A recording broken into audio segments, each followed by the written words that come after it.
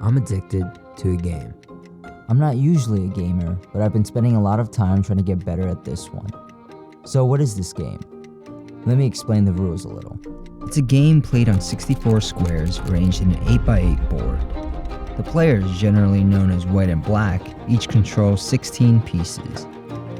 1 king, 1 queen, 2 rooks, 2 bishops, 2 knights, and 8 pawns.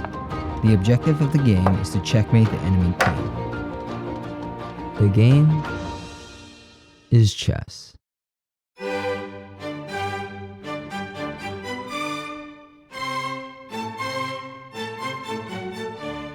The history of chess can be traced back to the 6th century AD in India, The game spread to Persia, the Arab world, and eventually Europe. where the rules of chess as we know them today emerged in the late 15th century and became universally accepted by the 19th century.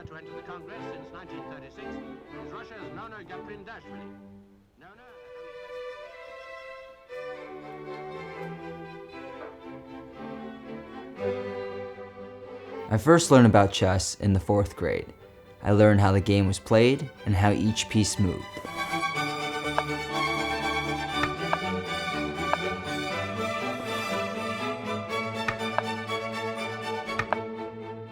But when I graduated school, I stopped playing. Until last week. One night, I got this sudden idea.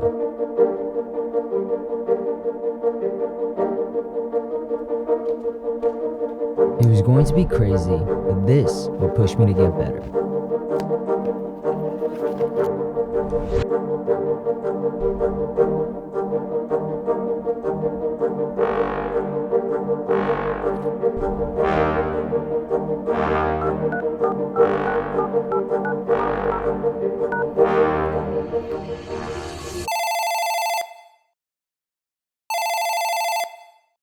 Hi, it's me. I have a favor to ask you. This might be a shot in the dark, but is there any way I could challenge you to a match? Amazing. How about 2 weeks from now? Great. I'll see you then. Bye.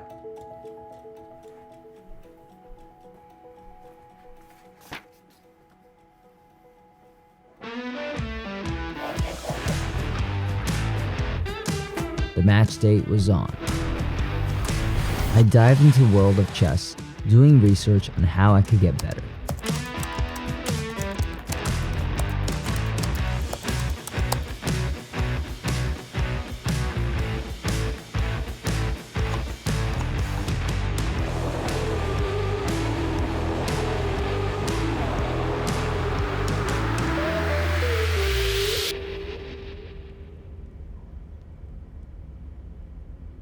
I learned there was 4 ways I could practice to get better. The first was to learn openings. A good opening was very important. A good opening would provide better protection of the king, control over an area of the board, greater mobility for pieces, and possible opportunities to capture opposing pieces. Openings came down to memorization.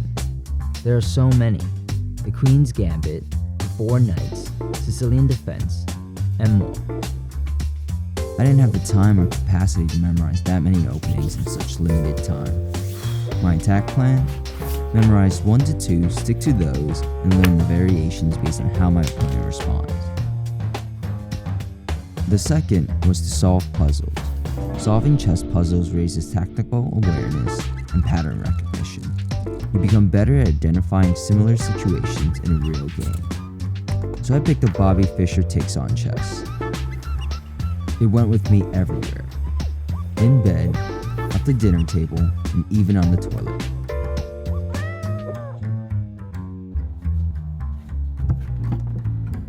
The third is to Skittle your games. No, not those Skittles. This Skittle, otherwise known as notation. First, I had to learn how to notate. It was actually pretty simple. Each move of a piece is indicated by the piece's uppercase letter, plus the coordinates of the destination square. For example, BE5 means bishop moves to E5, no letters needed to indicate pawn moves.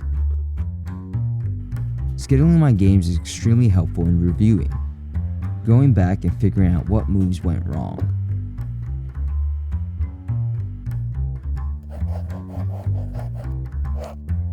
Lastly, play. A lot. I played with anyone who was willing. It was mostly friends at first. At my current point, I was relying on mistakes and capturing easy pieces. This was not going to happen in my game with her. I had to find stronger opponents. But how? I didn't know other chess players. I barely managed to scramble some opponents out of my friends.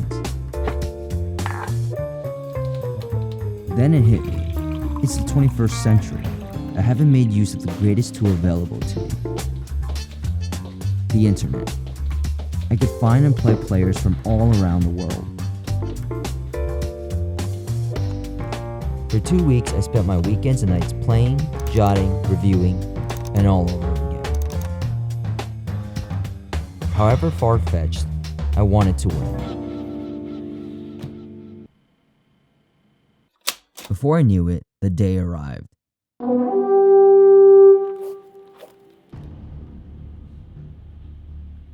With the pieces and boards set up, notepad and pen in hand, the game started.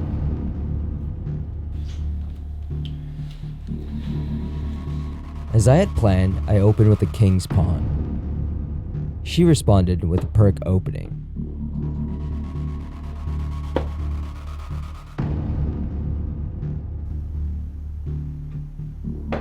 I continued to follow through into my plan with my knights. I was focused on developing my pieces and taking control of the center. Based on my opponent's moves, she was focused on defense while conceding the center.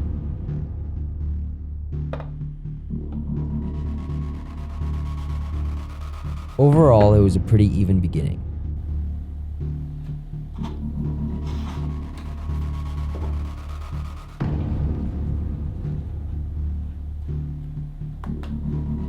Like any competition, I was nervous.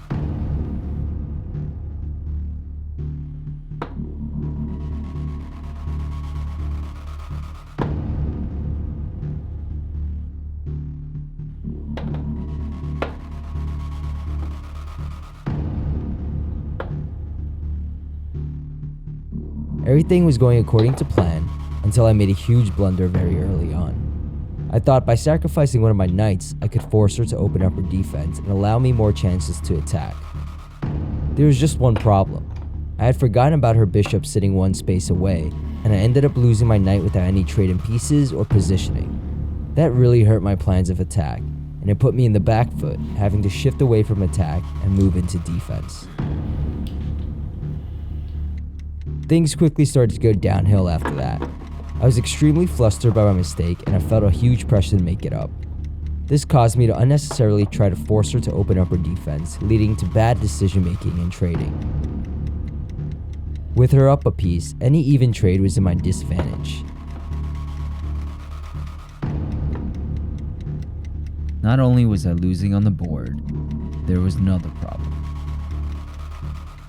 I was taking way too long for each move.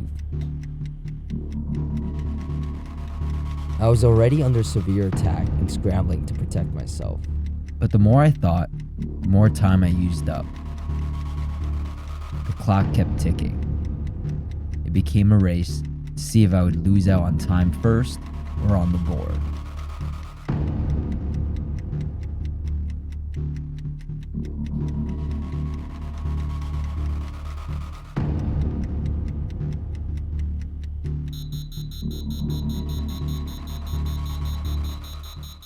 I ended up losing on time. However, if we had continued, I would have most likely been checkmated very soon. Good game. Thinking back, I probably shouldn't have made such an easy mistake, but I think between remembering to hit the clock and jotting down notations, I was never really able to focus on my game. This was a bad habit I picked up from playing mostly online. I never had to hit the clock myself or notate, and between doing all those things in my game, I completely lost track and I lost focus. This just goes to show that there's a lot of things that go into playing chess at a tournament level. You have to remember to hit the clock, you have to practice notating, and doing all that without taking it away from your focus of the game. When I went back to review my game, I also realized in my notations I made a bunch of mistakes. I misjotting some of my opponent's moves, and that made it ultimately impossible to review my game. It's safe to say that practicing for 2 weeks did not get me close enough to being able to beat a competitive chess player, and to be honest, I didn't really expect to. This was ultimately just a really good driver for me to practice as much as possible and play as much as possible, more than I otherwise would have. So who knows, maybe in the future I would join a tournament to find out. This was my challenge to beat a competitive chess player, and sadly I did not, but I think this was a good challenge for myself, and I'll see you in the next challenge. Thanks, bye.